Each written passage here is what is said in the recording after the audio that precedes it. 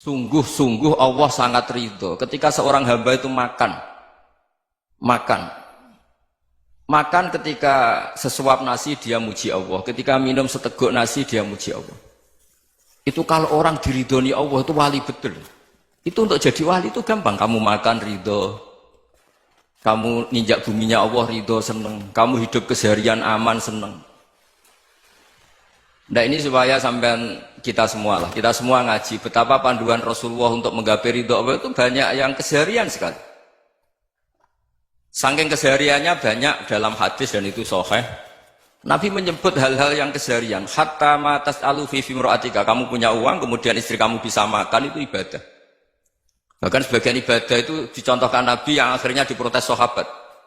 Yaitu wa fi buti ahadikum sedekah, kamu menggauli istri kamu itu ya sedekah. Sampai sahabat bilang yang benar ya Rasulullah.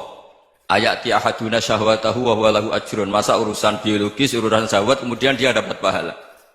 Nabi menjawab, alaysa lawadhu'aha fi haramin akana alaihi wisrun. Bagaimana kalau dia meletakkan ke yang tidak benar itu kan dosa.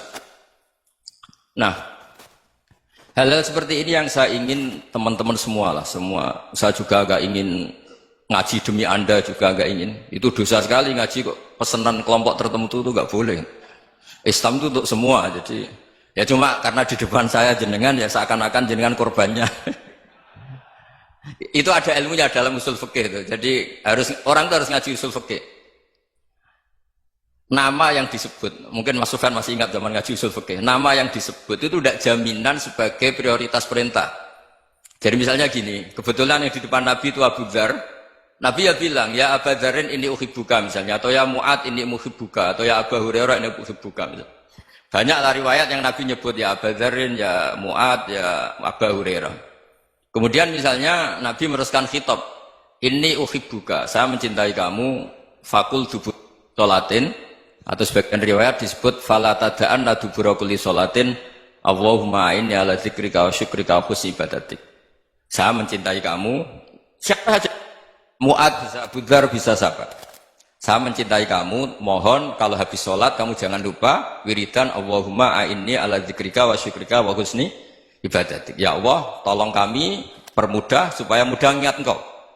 Anda tidak bisa mentang-mentang, wong nama saya Parmen, nama saya Purnomo, itu yang diperintahkan Mu'ad misalnya. Jadi yang disebut satu, tapi khitab itu untuk siapa saja. Saya teruskan. Jadi saya mohon semua kita melakukan kebaikan itu kalau dalam kaidah fikih disebut al-yakin la yuzalu bisyak. Banyak kebaikan yang kebenarannya itu 100%. Tidak punya efek samping ke pihak lain, ke kelompok lain, ke komunitas lain. Yaitu tadi misalnya Anda makan dan itu murah sekali, hanya butuh satu piring. Setiap punyaan kamu muji Allah, setiap minum kamu muji Allah. Itu redaksinya Rasulullah SAW disebut Allah sangat ridho ketika seorang hamba makan, kemudian dia memuji Allah. Atau minum, kemudian dia muji Allah. Logikanya gampang, negara seperti ini yang kamu harapkan bentuknya kayak apa, mertua, ipar, komunitas, tetangga. Itu nyata terjadi, itu kan belum pasti. Sementara yang mesti terjadi adalah kamu butuh makan, kalau tidak mati. Butuh minum, kalau tidak mati. Butuh bumi yang nyaman ditempati, kalau tidak kita juga mati. Sebab itu Allah kalau menyebut nikmatnya itu hal-hal yang keseharian. Alladzi at'amahum min ju'. Allah itu siapa? Allah itu yang menciptakan kamu bisa makan. Tidak berlebihan. Allah itu yang menciptakan kondisi sosial itu ideal. Zaman Nabi itu ya ada orang munafik. Orang-orang pilihan Allah itu juga diuji orang sekelilingnya yang macam-macam. Semua diuji sesuai konteks zaman dan waktu. Nah, tapi ada ibadah-ibadah yang selalu disarankan Nabi. Sampai Nabi itu pernah ditanya, ayul Islam ya khairun ya Rasulullah, Islam terbaik itu gimana? Jawaban Nabi itu unik. It'amut to'am. Islam terbaik itu ya makan-makan, santai-santai. Ketika Allah menyebut beberapa kebaikan, falak tahamal aqobah wa ma adrokan apa? Mal aqobah. Terusannya apa? Fakku raqobah. Terusannya apa? Au it'amun fi yaumin di masubah. Ya itu acara makan-makan itu juga Islam. Kenapa? Ya bayangkan kalau tidak ada makanan, kita mati kan? Kondisi sosial tidak ideal itu Anda masih gak apa-apa. Tapi kalau Anda tidak makan, Anda tidak minum, Kamu punya istri cerewet masih bisa hidup, punya mertua cerewet masih bisa hidup. Tapi kalau tidak makan bisa mati. Berarti penting mana istri sama makan? Penting mana? Makan. Semoga istri Anda dengar, nanti kamu disuruh makan tapi pulang deh. Itu kalau dibahasakan makan masih memahami. Penting mana nasi satu piring dengan istri. Nggak ada nasi mati, nggak ada istri belum mati. Penting mana? Gak berani jawab kan? Nah, ternyata Anda ada garang kan di depan istri.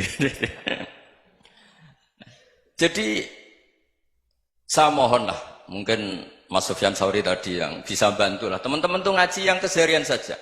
Karena kita nyari ridha Allah itu berdasar firman Allah. Dan firman Allah itu menyebut keseharian tuh riang, gampang. Yaitu tadi misalnya wa min ayatihi manamukum billaili wan nahar. Termasuk ayat-ayat Allah itu kamu tidur. Maka dulu itu ada guyonan, ada tokoh Mu'tazilah, kelompok dalam Islam yang berpikir manusia itu bisa menentukan ikhtiarnya sendiri. Karena saya bisa duduk, ingin berdiri, berdiri. Karena kelompok ini nggak terima kalau semua kehendak Allah, nanti bagaimana kalau semua kehendak Allah kok ada hisab ya, ada sanksi. Lucunya itu, dia akhirnya, ini cerita ya, mencintai seorang perempuan, cantik sekali. Dan itu dia menjadi ahli sunnah itu oleh hal-hal yang sepele. Karena istrinya cantik, ya namanya suami istri itu hubungan intim. Terus ditanya, Mas, masih ingin lagi? Masih. Silahkan diulang lagi. Wah ya tidak bisa. Katanya manusia bisa menentukan yang diinginkan. Itu tobat itu. Itu nggak bisa ditobatkan Mas Sufyan Ats-Tsauri. Orang cantik yang mudah nobatkan orang itu orang cantik. Segampang itu. Akhirnya kita tahu, makanya kalau dalam kitab Hikam itu disebut al-aqil mayyakul madza yaf'alu wa hubi wal ghafil mayyakul madza af'al. Orang yang punya akal karena sadar ini wilayah Allah, semua milik Tuhan. Itu dia tiap hari berpikir, besok Allah akan melakukan apa terhadap dunia ini. Kamu merencanakan suatu mau plesir, ternyata gempa. Mau wisata ke Rusia, ternyata perang. Kamu tidak pernah tahu apa yang akan terjadi besok. Wa ma tadri nafsum madza taksibu ghadan.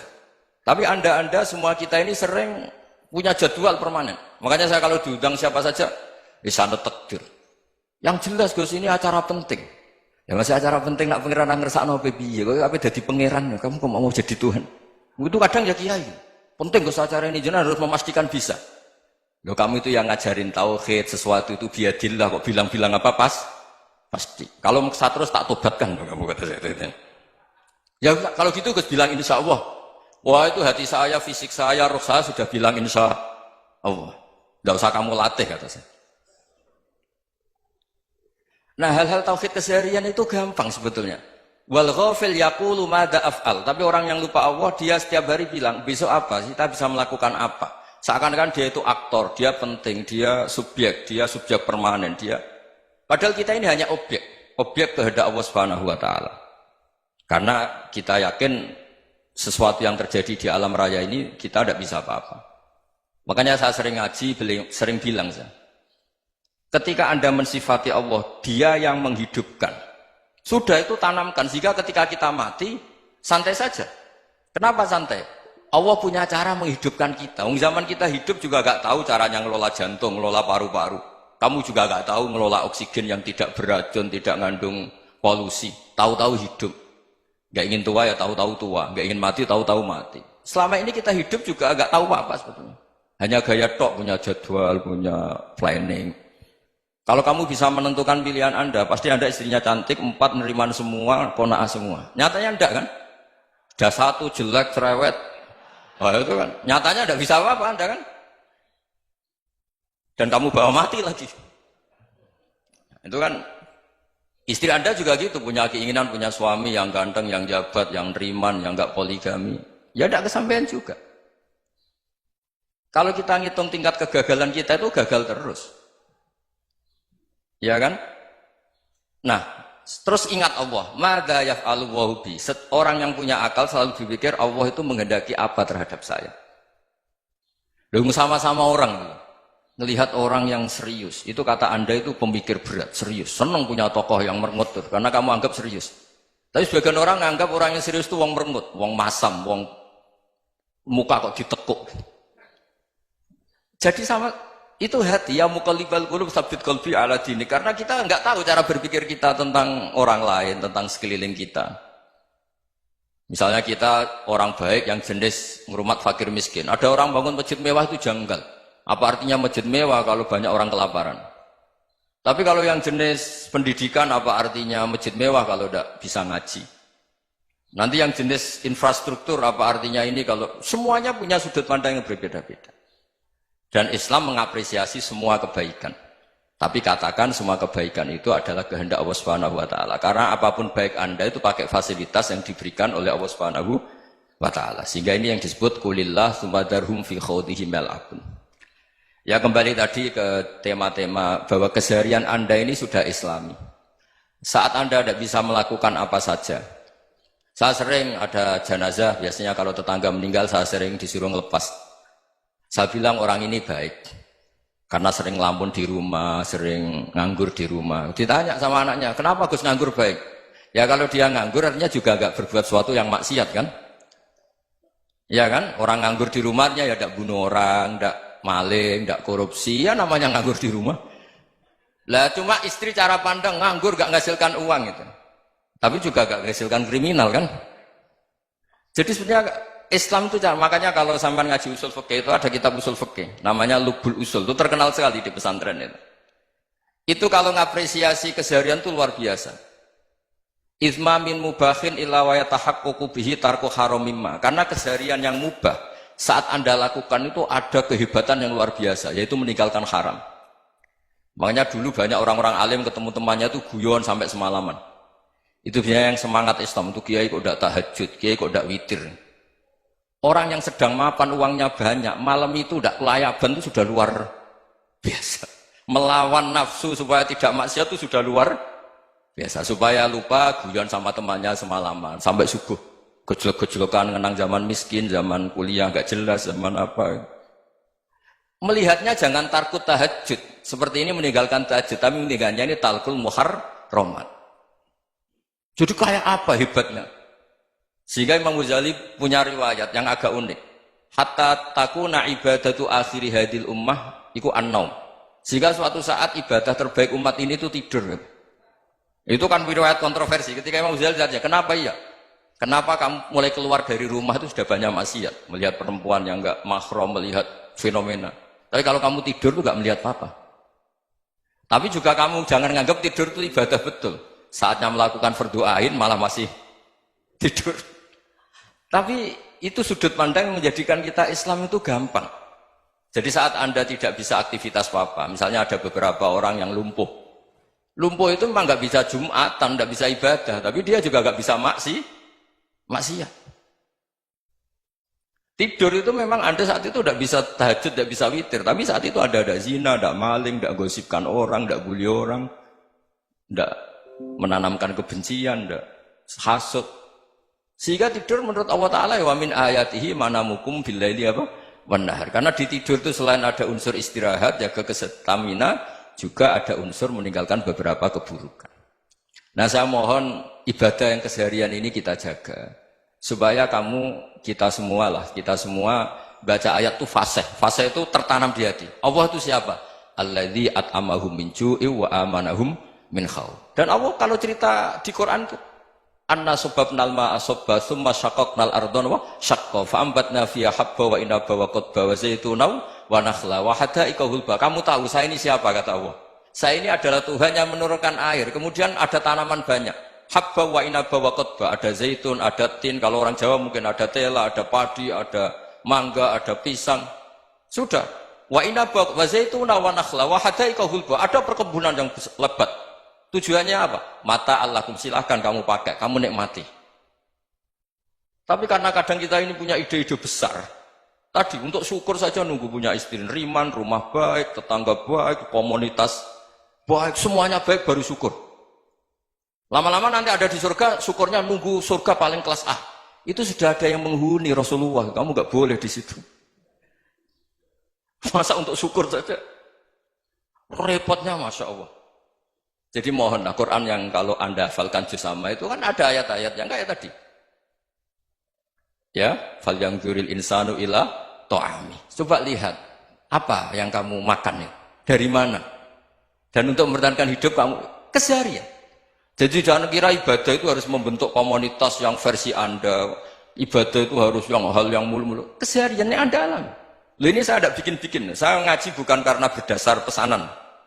Itu ayat yang saya baca kan betul ada ayatnya kan. Fal yang dzuril insanu ila ta'amih anna sobabnal ma'a sobba thumma syaqaqnal ardo syaqqa fa ambasna fiha habba wa inaba wa qadba wa zaituna wa nakhla wa hadaika ghulba. Terusannya apa? Mata'al lakum, silakan kamu nikmati. Mata itu silakan kamu nikmati. Ya kayak sampean dikasih hidangan ya makan. Ya sudah makan, habis makan ya minum, habis itu ngantuk ya tidur. Ya sudah normal-normal saja. Kayak apa indahnya Islam? Tapi Anda mencari Islam yang gimana lagi? Nah itu yang diajarkan guru-guru kita, diajarkan sanad kita sampai Wali Songo, sampai Rasulullah SAW. Bahwa pada akhirnya ada jihad, ada perang. Itu dulu memang perang, bukan membunuh. Beda. Dulu kita dijajah Belanda ya perang, dan itu normal karena kita dijajah. Jadi ketika orang lain ingin baik sama kita, wa in ahadum minal musyrikin astajaruka ya fajirhu hatta yasma'a kalam Allah. Kalau mereka ingin baik ya kita baik. Makanya ada istilah musta'man, mu'ahad. Kalau mereka ingin damai, berdampingan dengan kemajmukan ya itu yang lebih baik. Karena memang Islam menghormati proses perdamaian. Wa in janahu nawa lisalmi ya fajnah lah. Kalau ingin damai ya kita harus damai.